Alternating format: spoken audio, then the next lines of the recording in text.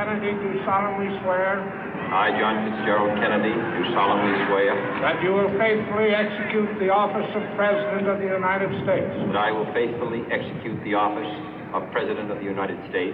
And will, to the best of your ability. And will, to the best of my ability. Preserve, protect, and defend the Constitution of the United States. Preserve, protect, and defend the Constitution of the United States. So help you God. So help me God.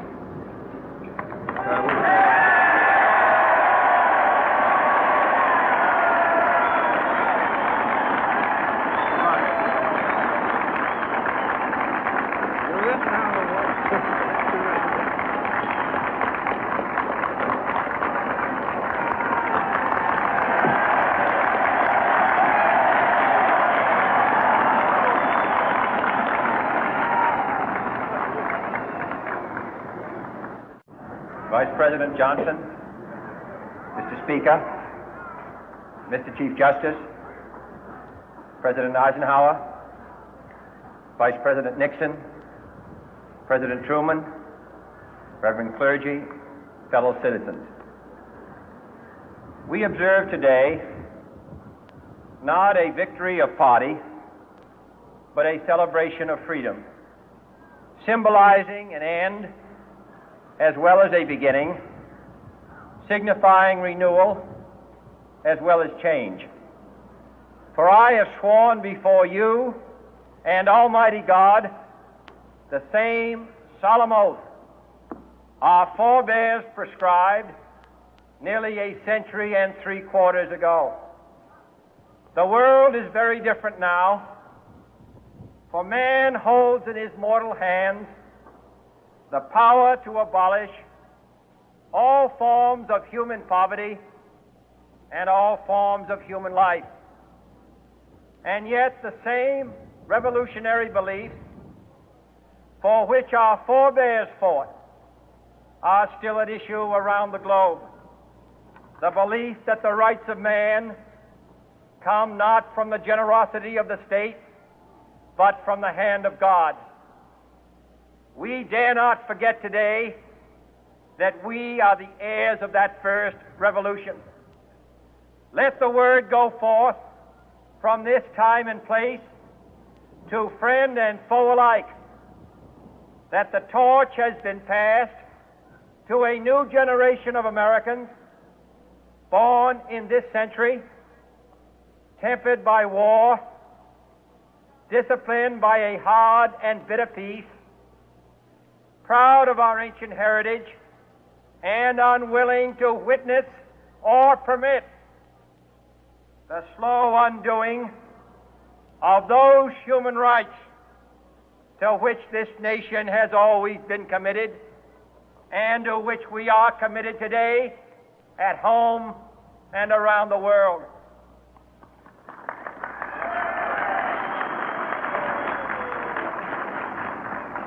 Let every nation know, whether it wishes us well or ill, that we shall pay any price, bear any burden, meet any hardship, support any friend, oppose any foe to assure the survival and the success of liberty.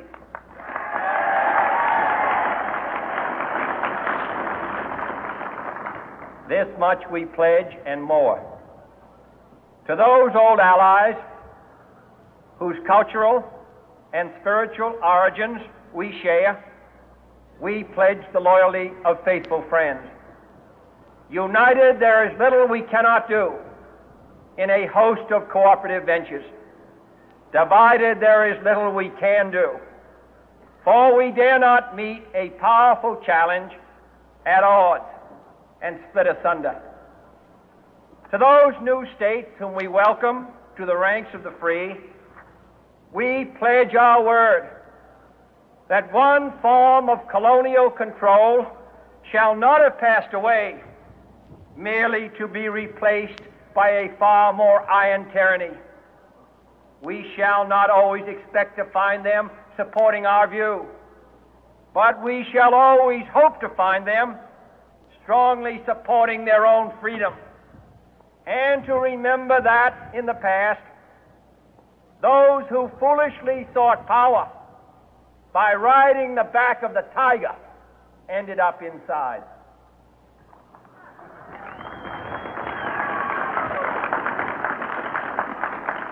To those people in the huts and villages of half the globe struggling to break the bonds of mass misery, we pledge our best efforts to help them help themselves for whatever period is required, not because the communists may be doing it, not because we seek their votes, but because it is right. If a free society cannot help the many who are poor, it cannot save the few who are rich.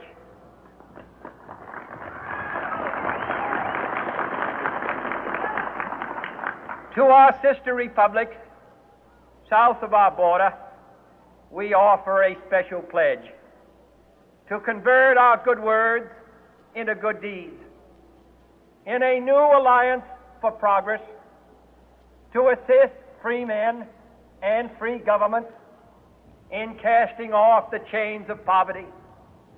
But this peaceful revolution of hope cannot become the prey of hostile powers.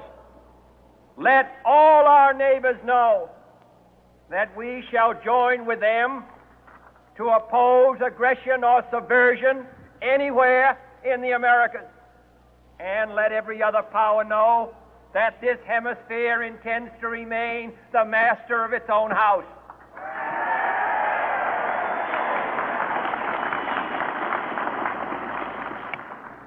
To that World Assembly of Sovereign States, the United Nations, our last best hope, in an age where the instruments of war have far outpaced the instruments of peace, we renew our pledge of support to prevent it from becoming merely a forum for invective, to strengthen its shield of the new and the weak, and to enlarge the area in which its writ may run. Finally, to those nations who would make themselves our adversary, we offer not a pledge, but a request that both sides begin anew the quest for peace. Before the dark powers of destruction, unleashed by science, engulf all humanity in planned or accidental self-destruction, we dare not tempt them with weakness, for only when our arms are sufficient beyond doubt can we be certain beyond doubt that they will never be employed.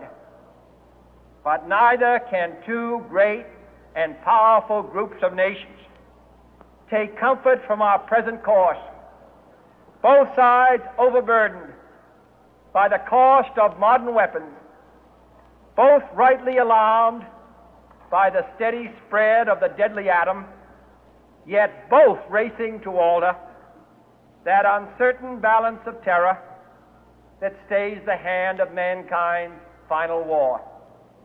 So let us begin anew, remembering on both sides that civility is not a sign of weakness, and sincerity is always subject to proof. Let us never negotiate out of fear, but let us never fear to negotiate.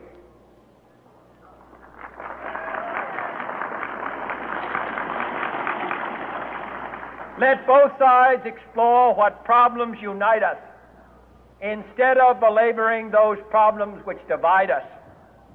Let both sides, for the first time, formulate serious and precise proposals for the inspection and control of arms, and bring the absolute power to destroy other nations under the absolute control of all nations.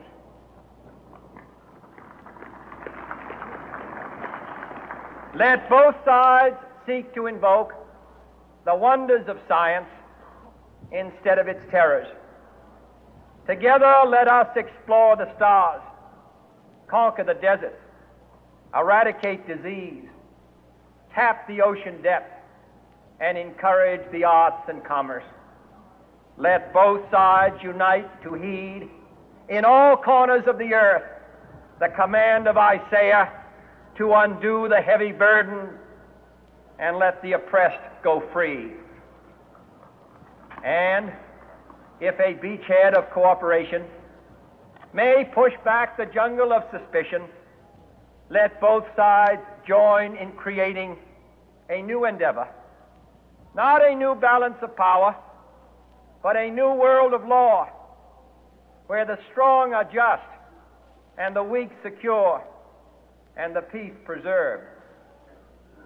All this will not be finished in the first 100 days, nor will it be finished in the first 1,000 days, nor in the life of this administration, nor even perhaps in our lifetime on this planet. But let us begin.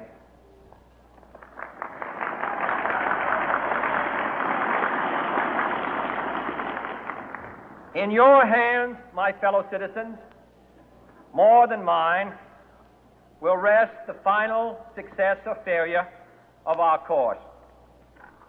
Since this country was founded, each generation of Americans has been summoned to give testimony to its national loyalty.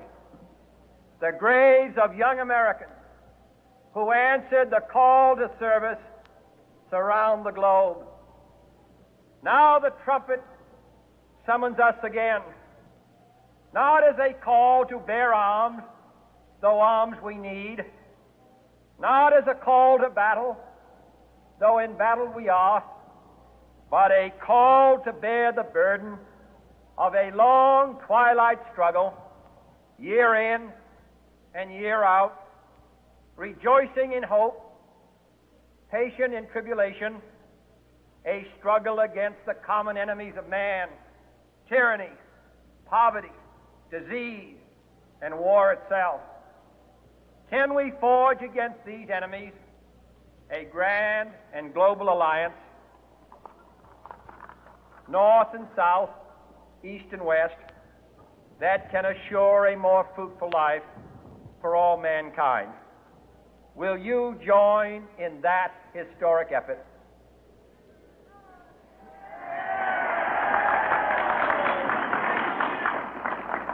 In the long history of the world, only a few generations have been granted the role of defending freedom in its hour of maximum danger. I do not shrink from this responsibility. I welcome it.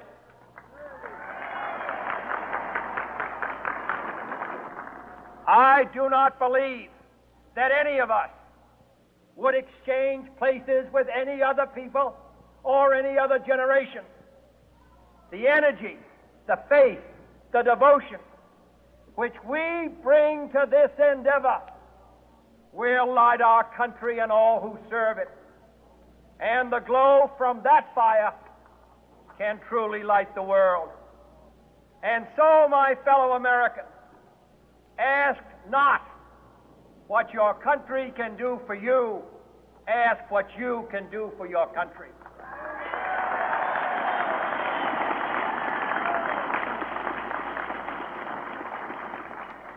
My fellow citizens of the world, ask not what America will do for you, but what together we can do for the freedom of man.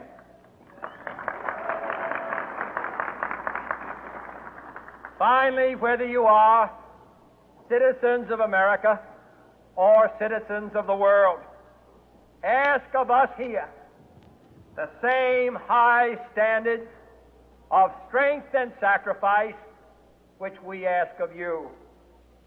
With a good conscience, our only sure reward, with history the final judge of our deeds, let us go forth to lead the land we love, asking His blessing and His help, but knowing that here on earth God's work must truly be our own.